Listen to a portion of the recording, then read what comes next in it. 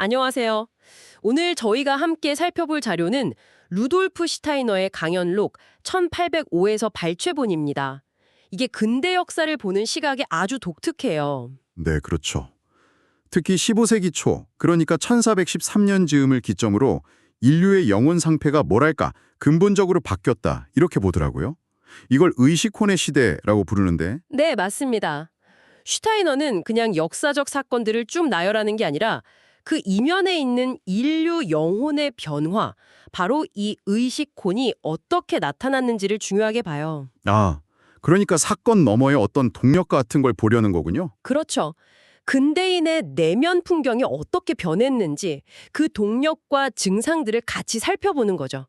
오늘 이 분석이 당신에게도 좀 새로운 통찰을 드릴 수 있으면 좋겠습니다. 1413년이면 정말 구체적인데요. 그 이전이랑 이후가 영혼 차원에서 완전히 달라졌다. 이 의식혼의 시대, 다른 말로는 제5 포스트 아틀란티스 시대라고도 하던데 이게 구체적으로 어떤 특징이 있는 건가요? 가장 큰 특징은 역시 개인성의 등장이죠.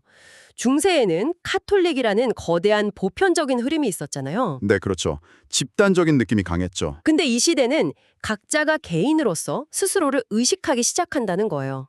하지만 이게 또 간단하지만은 않아요. 왜냐하면 내면적으로는 점점 더 고립되는 경향이 있는데 고립감. 네, 동시에 또 모든 사람이 개인이 되고 싶어하는 그런 모순적인 상황이 생긴다는 거죠. 개인이 되고 싶지만 동시에 고립된다. 그 모순을 잘 보여주는 인물로 슈타이너가 영국의 제임스 1세를 언급했다고요. 17세기 초의 왕이죠. 네, 맞아요. 제임스 1세가 보면 굉장히 학식 있고 평화를 사랑하는 면모도 있었지만 동시에 엄청 낭비벽 심하고 편협하고 교활하다는 평가도 받거든요. 정말 상반되네요. 슈타이너는 이걸 그냥 성격 문제로 본 게 아니라 새롭게 등장한 국가나 의회 같은 어떤 시대적인 큰 틀 안에서 개인이 제대로 뿌리내리지 못하고 겉도는 모습이라고 해석해요. 개인으로서의 존재랑 그 시대적 역할이 잘 맞물리지 않는 거죠. 이게 바로 의식혼 시대의 전형적인 증상이라는 거예요. 그렇군요. 시대와 개인 사이의 부조화 같은 느낌이네요. 그럼 더 큰 사건들, 예를 들어 프랑스 혁명이나 나폴레옹 시대는 어떻게 설명하나요? 이것도 의식혼이랑 관련이 있을까요? 그럼요. 아주 중요한 증상으로 봅니다. 프랑스 혁명 같은 경우는 뭐랄까, 이상은 굉장히 높은데 현실적인 기반, 즉 사회적 육체가 없는 영혼의 외침 같다고 봤어요. 좀 추상적이라는 거죠. 사회적 육체 없는 영혼. 반대로 나폴레옹은 개인의 내면적인 어떤 리듬이나 이런 것과는 상관없이 그냥 외부적인 힘으로 시대를 막 밀어붙이는 마치 영혼 없는 육체의 극단적인 표현이라고 해석했죠. 영혼 없는 육체라. 정말 강렬한 비유네요. 네. 그래서 1805년 트라팔가 해전 있잖아요. 거기서 나폴레옹이 지면서 이제 유럽 대륙 안으로 집중하게 되고 영국은 반대로 바깥 세계로 뻗어나가게 된 거. 이것도 어떤 힘의 분화, 상징적인 전환점으로 봤어요. 재밌는 관점이네요. 그럼 19세기로 넘어가서 유물론, 특히 마르크스주의 같은 사상은 어떻게 보나요? 이것도 진상인가요? 그렇죠.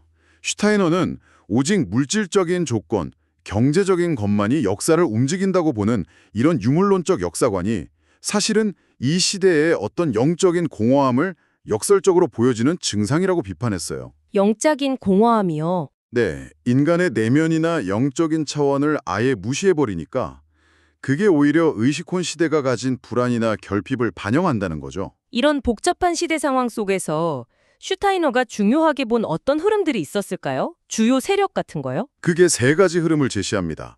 첫 번째는 예수의 주의, 제주이티즘. 이건 그리스도의 영적인 충동을 현실 정치나 세속적인 권력 구조 안에서 실현하려고 하는 시도로 봤고요.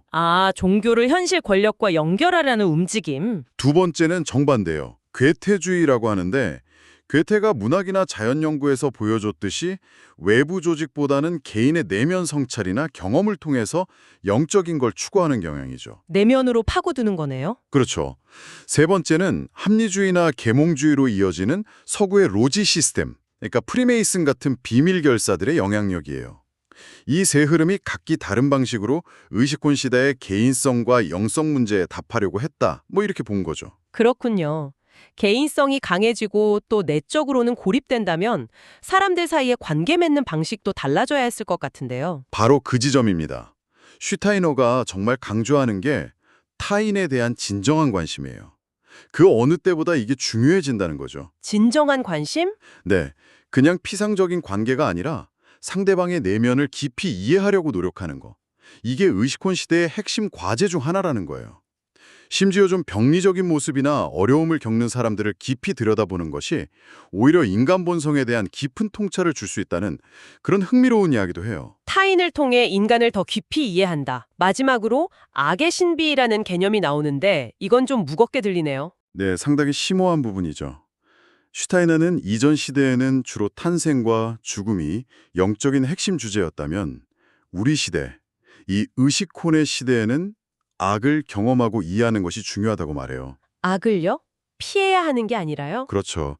악의 존재를 그냥 외면하는 게 아니라 그것과 직접 대면하고 그 의미를 파악하려는 노력, 그 과정을 통해서만 비로소 더 높은 영적 단계로 나아가고 또 그리스도 충동이 이 시대에 맞게 새롭게 나타날 수 있다는 거예요.